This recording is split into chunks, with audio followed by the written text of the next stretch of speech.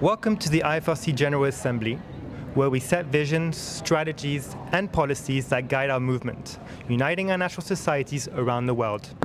In today's Red Vest session, we'll focus on how the Kenyan Red Cross is enhancing its response efforts and preparing for future floods.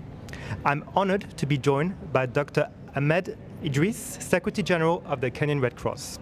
Together, we'll explore the key challenges faced, lessons learned, and the critical measures being taken by the Kenyan Red Cross to protect communities and vital infrastructure, such as hospitals and schools, from future floods.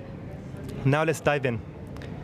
The Kenyan Red Cross supported emergency evacuation and offered medical assistance to those in need. Can you tell us a little bit more about this?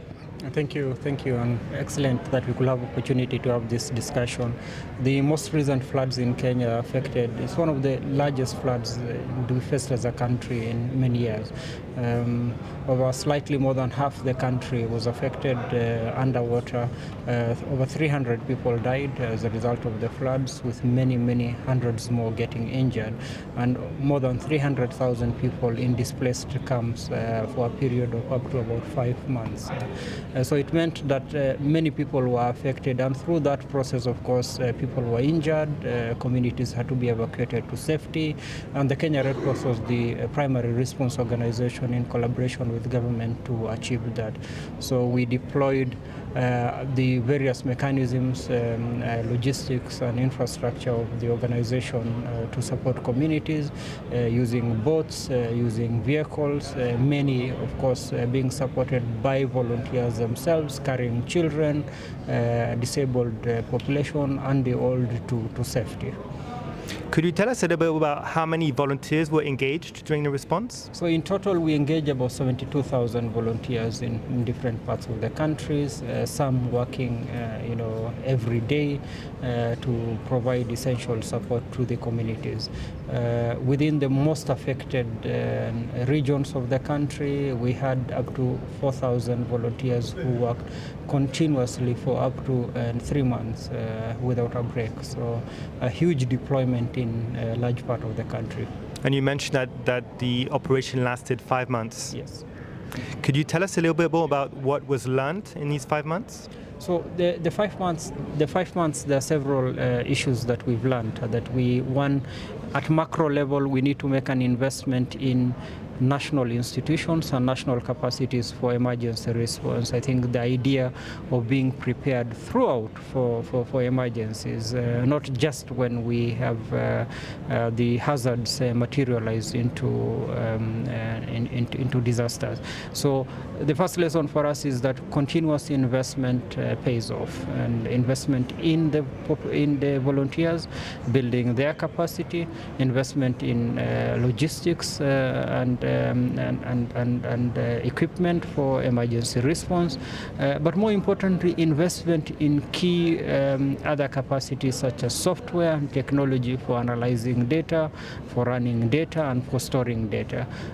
Those are the key lessons learned.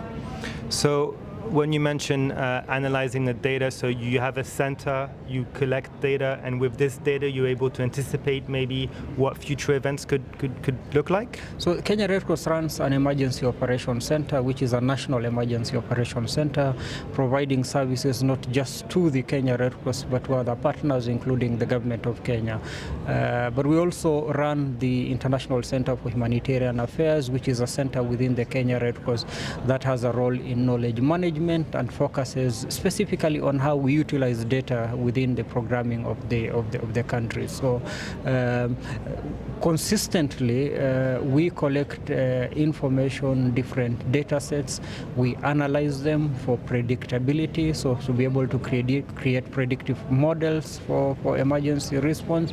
We analyze the information to inform what areas do we need to invest in better. We use the same information to to engage with our donors around resource allocation for purposes of preparedness. So obviously the floods impacted a lot of critical infrastructure. Such as hospitals and schools, what measures are you putting in place to protect these critical infrastructure in the future? So yeah, and during these most recent floods, I think over 72 health facilities were, affected in one way or another. Some completely destroyed.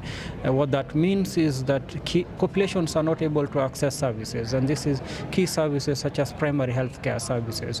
The risk of young children missing immunization and routine immunization, the inability for persons living with chronic illnesses to access medication, which makes their situations worse, the ability for persons living with HIV to access antiretroviral ARVs will be severely hampered. So all in all, infrastructure, protecting infrastructure from future risks becomes a critical component of our work on preparedness.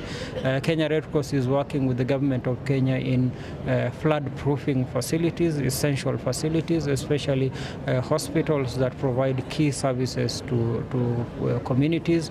We are working to ensure that we are able to protect those kind of facilities from effects of waters in the future. We are working with the health service providers, and especially community health workers, in being able to continue services, and even in the context of emergencies, so that critical services are able to be provided without necessarily being stopped essentially. So we're doing a lot of work around continuity of services, capacities to be able to prepare for future emergencies. So I guess this leads to my next question. So obviously a lot has been learnt. Are there any specific improvements or changes that you would prioritize in future disaster response? So we will prioritize on how we pre-position better. So pre-positioning of essential commodities in different parts of the country. We have learned, that we need to work closely with the government of Kenya, especially in opening up of critical infrastructure during times of emergencies. So we are working now in better detail from a planning perspective with the government of Kenya and other partners on how we are better prepared collectively as a community of responders. But finally, I think what we have learned most is that continuous investment in communities pays off. I think communities are the first responders. Our volunteers are within these communities, and we want to make better investment in our communities to be able to respond to their own emergencies. So you mentioned, investing more into communities and trainings. Do you have any specific trainings that you focus on? Yeah, so we are going to focus on risk preparedness and planning. So how do communities interact with early warning information?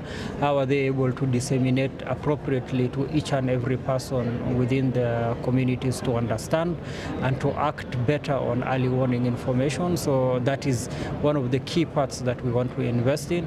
But more importantly, we also want to invest in training around how to protect the most vulnerable members of communities during emergencies, persons with disabilities, persons who are sick and wounded, and young children. So we're making a huge investment in how to just make better preparedness for the most vulnerable populations to be rescued, to be supported, and to be able to go through the difficult periods around disasters.